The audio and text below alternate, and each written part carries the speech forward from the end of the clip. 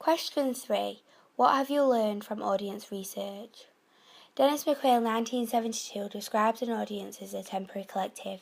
I agree with this theory, as it is a certain stereotype of person who comes together as a group to similarly enjoy a product at the same time, but also for a short period of time, which is why we use digital technologies to speak to our audience, Hartley, 1987, and to easily communicate with them through technological convergence, PJ Fiore, 2004, and convergence culture, Heather Jenkins, 2008. Our own audience of indie kids, aged 16 to 24, would all come together or view our product at the same time because of similar interests. This is one of the ways in which media products can create a community or global village. McLuhan. In our own music video, we created a sense of temporary collective by learning about what our audience liked and what their stereotypes were, and using them within the video through iconography and costume to create a sense of temporary collective. For example, we did research into our indie genre by looking at videos such as Ed Sheeran's A-Team, which has a very rough and ready vibe and has a homemade ideology, which our brand also channels into a music video. From Ed Sheeran's A-Team, we have learned that our imaginary entity, Yenang, like black and white colouring on indie music videos to signify the genre and to make it look cheap and simple, which allows the audience to concentrate on the actual narrative rather than the special effects or colouring. Another way in which we use the temporary collective theory to learn from our audience research was within our own peer group / work group, because we are the right age and some of us are the right stereotype. This made it easier for us to edit the video without actually conducting regular focus groups.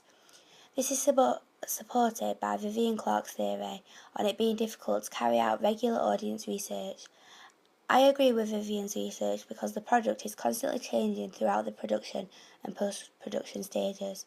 It is very important to gather good and reliable audience research so that you can go back to it rather than continuing to create new assessment groups, etc.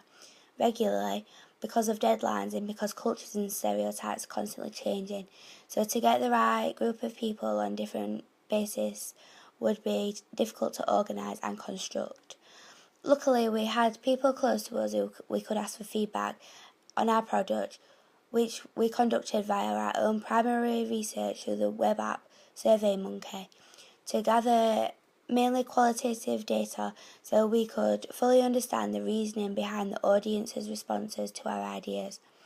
We did this by asking questions such as, do you like our chosen song from Demographics collection?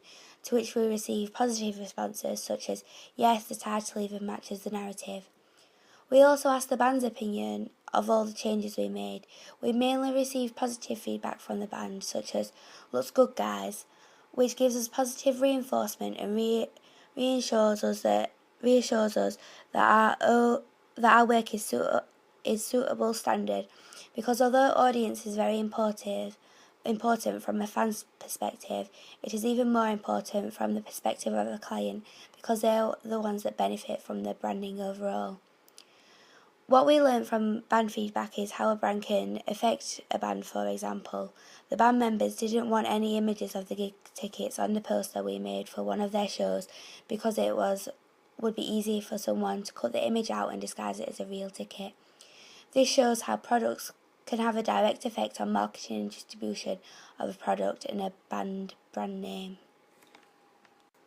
In pre-production, we created a imaginary entity, Yang, and also researched into media packs by magazines such as NME. This helped us greatly as working towards a specific person with a background story and knowing their likes and dislikes helped us control our ideas. For example, we had originally had plans to pastiche a While She Sleeps video in which the stock character, Vladimir Prop, to clearly point out the narrative almost comically between the boys in the band. It was our imaginary entity piece that helped us in changing and developing our ideas on this section of the narrative, as we decided it wouldn't fit into our imaginary entity's common interests, as the indie audience usually likes music video to have intellectual pleasures, recall Men 1999, or that assumes that the audience is knowledgeable.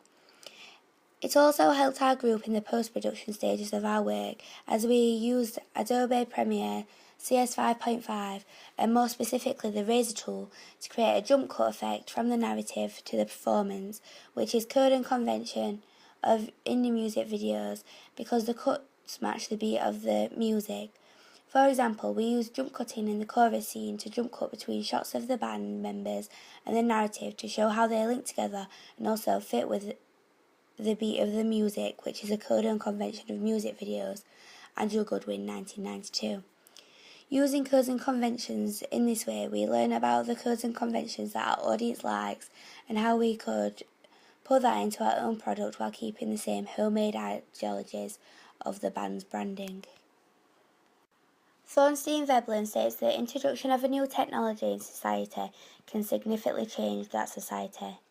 We agree with this theory because within our own product we use new technologies to gain feedback on our progress and as a way of marketing and distribution to create synergy, such as the fact we post a lot of our photography and snippets of work on the demographic Facebook and Twitter pages, which is an ideal platform for our product as image-based media is very popular with our target audience and would most likely appeal to them, and the fact we are using social media to gain feedback shows how technology and web apps have developed that we can now use these sections of the internet for our own gain and work. This creates synergy because we use the band's distribution medium to distribute another product of the same brand.